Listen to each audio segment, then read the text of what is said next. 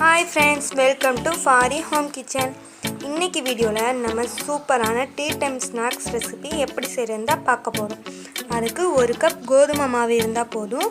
சூப்பரான கிறிஸ்பியான tea time snacks எப்படி செய்யறதுன்னு பார்க்கலாம். வாங்க friends, வீடியோக்குள்ள போகலாம். இப்போ நம்ம ஒரு பவுல் எடுத்துக்கலாம். இப்போ 1 கப் கோதுமை மாவு ஆட் பண்ணிக்கலாம். அடுத்து தனி மிளகாய்த்தூள் 1 ஸ்பூன் ஆட் பண்ணிக்கலாம். நெக்ஸ்ட் ஜீரகம் சேர்த்துக்கலாம். தேவையான அளவு சால்ட் சேர்த்துக்கலாம். நெக்ஸ்ட் கொத்தமல்லி கருவேப்பிலை குட்டி குட்டியாக கட் பண்ணதை ஆட் பண்ணிக்கலாம். நெக்ஸ்ட் 2 ஸ்பூன் எண்ணெய் ஊற்றிக்கலாம்.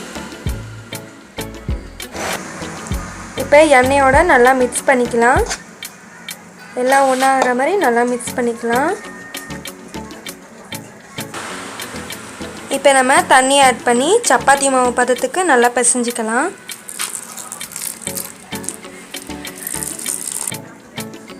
இப்போ நம்ம சப்பாத்தி மாவு பதத்துக்கு நல்லா பிசைஞ்சாச்சு.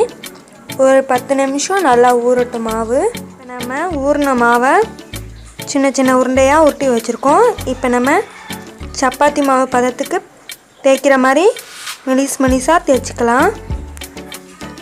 இப்போ நம்ம சப்பாத்தி மாவு தேய்க்கிற மாதிரி தேய்ச்சி எடுக்க போகிறோம். ஒட்டாமல் இருக்க மாவு போட்டிருக்கோம். இப்போ தேய்ச்சிக்கலாம். மெலிசாக தேய்ச்சிக்கோங்க, அப்போ தான் நல்லா வரும் மொறுமொறுன்னு. இப்போ நம்ம சப்பாத்தி மாவுக்கு தேய்க்கிற மாதிரி நல்லா மெலிசாக தேய்ச்சாச்சு. இப்போ நான் இந்த அச்சு எடுத்திருக்கேன். இதே மாதிரி உங்கள் வீட்டில் அச்சு இருந்தால் எடுத்துக்கோங்க, இல்லை நீங்கள் உங்களுக்கு தேவையான அச்சை நீங்கள் எடுத்துக்கோங்க. இப்போ இந்த மாதிரி குட்டி குட்டியாக கட் பண்ணிக்கலாம். இப்போ நம்ம கட் பண்ணது எல்லாத்தையும் ஒரு பிளேட்டில் ட்ரான்ஸ்ஃபர் பண்ணிக்கலாம். இந்த மாதிரி ரோல் ஷேப்பில் நல்லா கட் பண்ணியிருக்கோம்.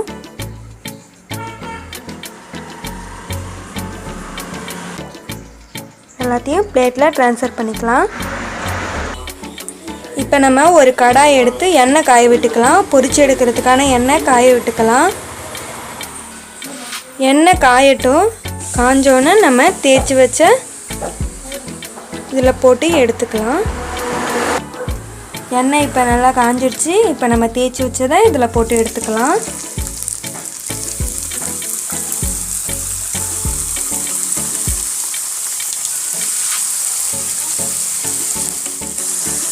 லோ ஃப்ளேம்லேயே வச்சு பொரிச்சு எடுத்துக்கலாம்.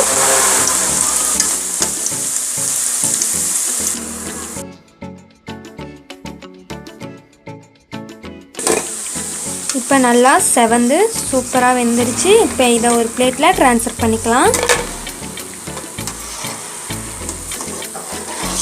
எண்ணெயை வடிகட்டி ட்ரான்ஸ்ஃபர் பண்ணிக்கலாம்.